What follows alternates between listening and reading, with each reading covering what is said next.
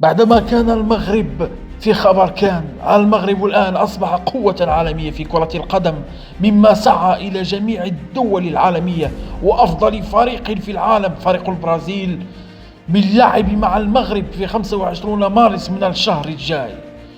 المغرب سيلعب مع البرازيل في شهر 3 في ملعب طنجة، وحتى من الحساب الرسمي للبرازيل في الانستغرام أكد على هذه المنافسة. المغرب سيصبح قوة عالمية في كرة القدم، وسيلعب مع أفضل منتخب وأغلى منتخب في تاريخ الكرة، منتخب البرازيل. نحن في انتظار هذه المباراة على أحر من الجمر، منافسة نارية وقوة مدمرة.